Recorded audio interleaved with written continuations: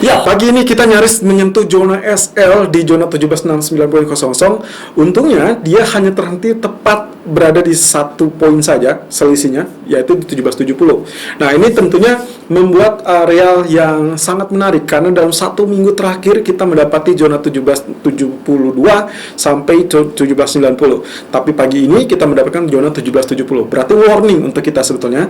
Tapi yang menyelamatkan adalah terkait dengan pergerakan masih relatif sideways. Dan kalau Anda cek di daftar ekonomi kalender, untuk hari ini, untuk malam ini kita tidak mendapatkan data ekonomi dari Amerika, hanya kurang lebih ada statement dari Williams dan juga Quarles.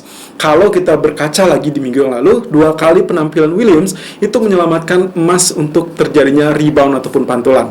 Nah, jadi untuk hari ini ekspektasinya adalah hal tersebut bisa kembali terjadi saat Williams memberikan statement. Tapi kalaupun bukan Williams, kita kalkulasikan saja, kita review dalam 1 pekan terakhir di mana pejabat Fed semua, baik itu yang hawkish ataupun dovish, semuanya menyatakan hal yang sama terkait tidak tergesa-gesa untuk melakukan kenaikan suku bunga, setidaknya untuk periode tahun ini.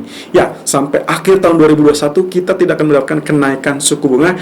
Well, that's it. Kemungkinan potensinya emas masih bisa rebound. Tapi yang harus diwaspadai dan masih menjadi pertanyaan adalah kapan pengumuman terkait dengan taper tersebut. Ya, ekspektasinya adalah terkait dengan pertemuan di FOMC meeting di tanggal 28 ataupun 29 Juli yang paling terdekat. Tapi yang paling favorit adalah di saat Jackson Hole Symposium, ya kurang lebih di tanggal 25 sampai 27 Agustus. Tentunya pengumuman di saat-saat areal tersebut itu masih sekedar pengumuman yang mungkin saja terlaksana untuk tapernya baru di kisaran akhir tahun atau bahkan di awal tahun 2022. So, kita masih tetap mencermati pola-pola pergerakan tersebut. Tapi, Wall Street rebound, that's positif juga untuk emas. Kenapa? Karena artinya di situ ada kesempatan di mana market melihat kemungkinan tendensinya stimulus moneter dari Fed atau Federal Reserve itu belum akan segera diselesaikan atau ditarik.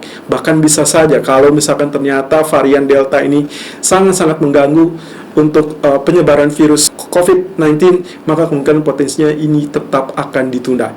So, kita lihat untuk technical view untuk kali ini, karena kemungkinan potensinya kita masih harus menjadi warning apa yang terjadi tadi pagi, bisa saja di malam hari akan terjadi retest, dan retest tersebut sebaiknya Anda hindarkan karena kemungkinan bisa saja lebih rendah. So, apakah kita akan mendapatkan zona breakout dari area support atau breakout area resisten? Kita lihat technical view 28 Juni 2021. Irfan untuk Agrodana.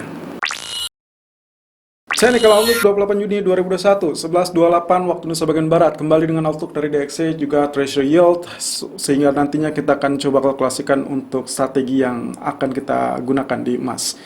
Oke, langsung karena memang tidak ada data, otomatis kita harus melihat secara technical, ya, pure technical. Oke, inilah grafik technical daily. Kita lihat terlebih dulu dari sisi MACD, di mana dia sudah, ya, ini mulai melengkung ya. Ini mulai melengkung, sementara sinyalmen ini masih berada di atas ya. Oke, nanti kalau misalkan dia belok seperti ini, hati-hati ya, mungkin in case beberapa hari ke depan apakah kita akan lihat crossing atau tidak. Tapi yang jelas histogram sudah mulai pudar warnanya, jadi kemungkinan ini mengindikasikan tenaganya sudah sedikit berkurang ya. Itu yang kemungkinan bisa dideteksi lebih dini. Walaupun lagi-lagi kita masih berada di atas 0%. Jadi MACD ini masih di atas 0%, mengisyaratkan tentang penguatan yang masih cenderung kuat. Nah, kurang lebih seperti yang ada di areal ini, bisa saja nantinya pembelokannya akan kembali belok ke atas kembali ya, lalu kemudian histogramnya menjadi areal biru atau hijau yang lebih nyata lagi. Kalau itu terjadi, barulah kita simpulkan dia akan mengalami kelihatan. Oke, kalau dari sisi harga ya, Anda perhatikan areal yang saya tanda panahi ya, ini saya tandai. Nah, di sini kalau misalkan kita lihat dari bottom lalu kemudian ini swing high, maka saya bisa saja menyebutkan ini bagian left, ini bagian head, ini bagian right shoulder ya, atau mungkin ini bagian shoulder ya, bagian left shouldernya, ini bagian right shouldernya ya.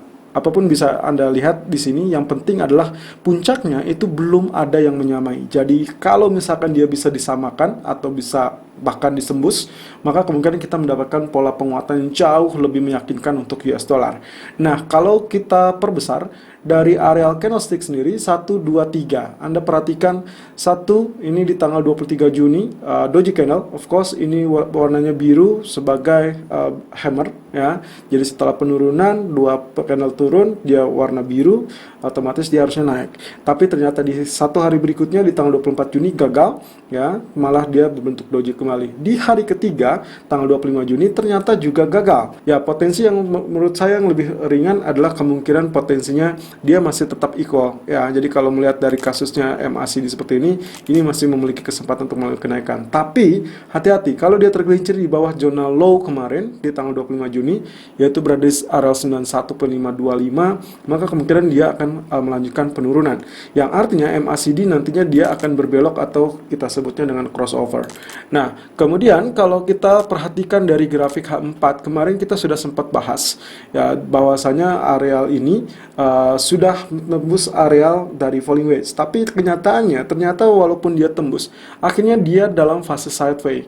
Ya, ini seimbang dengan apa yang terjadi pada gold. Anda lihat sendiri pergerakannya 1772 sampai 1789. Kalau melihat seperti ini keadaannya, maka kita harus mengasumsikan bahwasanya ini sideway-nya bisa berimbang. Tapi kalau kita asumsikan dari arah atas, maka area panah ini menunjukkan tekanan, lalu kemudian nantinya dia akan menembus pertahanan area support.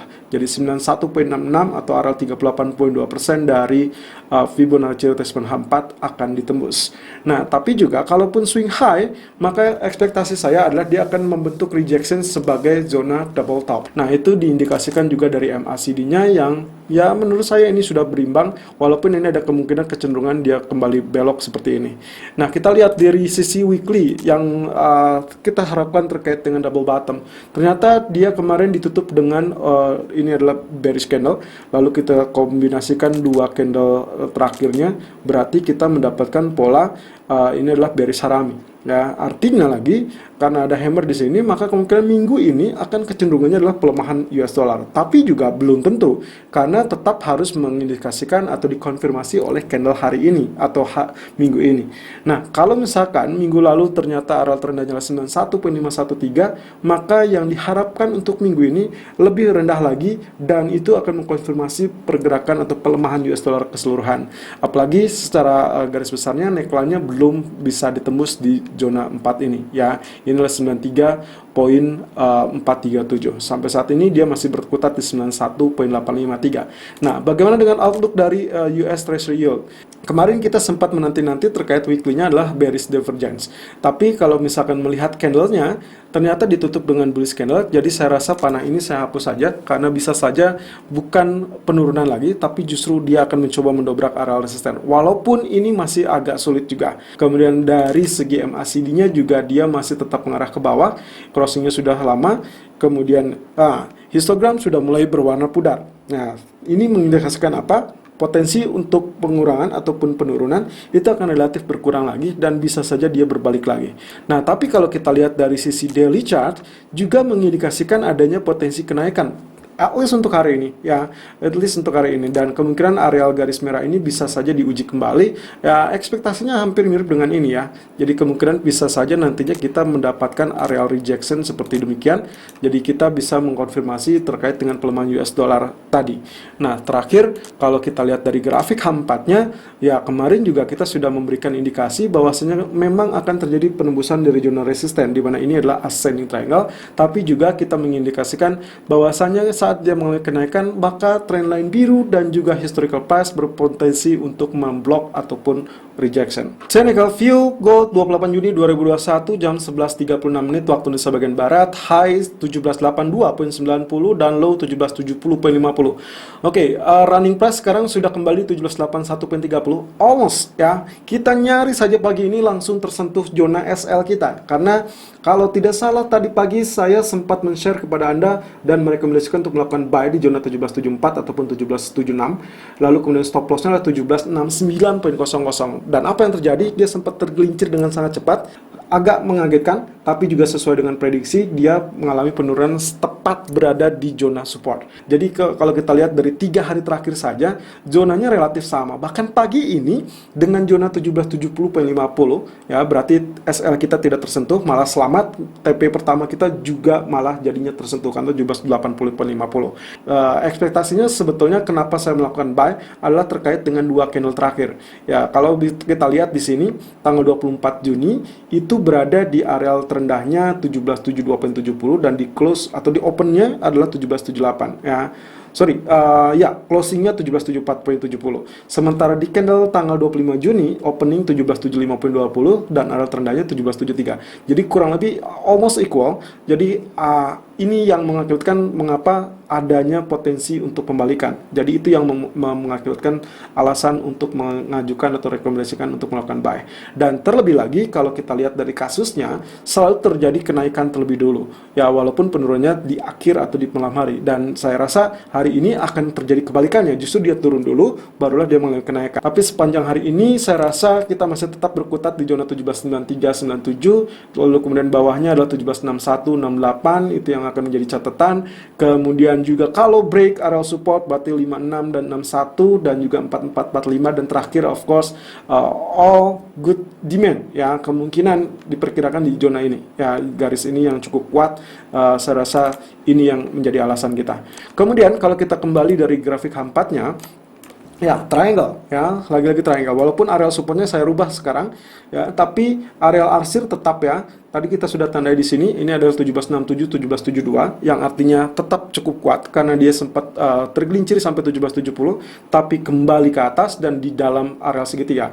Nah, berarti ekspektasinya adalah dia akan tetap berada di dalam zona ini. Nah, yang saya riskan, yang saya khawatirkan adalah kenaikan terbatas kembali di zona 1792, lalu kemudian nantinya tergelincir kembali. Jadi kalau nanti malam itu terjadi, let's say dia kembali berada di titik 1770, jangan follow buy. Karena Anda harus perhatikan terlebih dulu, dia harus break areal ini. Jadi tes kedua, kalau dia nanti malam ada penurunan di bawah atau di luar segitiga ini, hati-hati begitu dia tembus 1770-nya, jangan areal buy. Anda harus melakukan buy-nya lebih rendah dari areal tersebut. Mungkin saja kita akan melihat zona 1766 atau bahkan 1761 or even lower ya. Nah, tapi kalau misalkan ini berhasil tembus, itu adalah sinyalmen nantinya kita akan mengejar zona ini. Ya, ini adalah zona 1808. Nah, kemudian kalau kita lihat secara ringkas di grafik H1-nya pun, potensi pergerakannya, ya Anda bisa lihat sendiri. Ini adalah pergerakan dalam 4 atau ya let's say totally 1 minggu terakhir. Ya, dia bergerak dengan areal-areal yang sama. Dan areal tengah, areal support pertama, support kedua, kemudian ini adalah resisten. Dan resisten pertamanya tentunya di 1786, 1789 ya. Jadi untuk hari ini TP pertama kita sudah tersentuh, kita tinggal lihat zona TP kedua 1787.00 dan kalau ternyata dia enggan atau gagal kembali tembus zona 92 ataupun bahkan 96 sebagai pamungkas, hati-hati dia tergelincir kembali dan di malam hari jangan lakukan buy di area yang sama tapi harus lebih rendah. Selalu dengan stop loss dan risk management sesuai dengan equity dan strategi trading Anda. Irfan untuk Agrodana.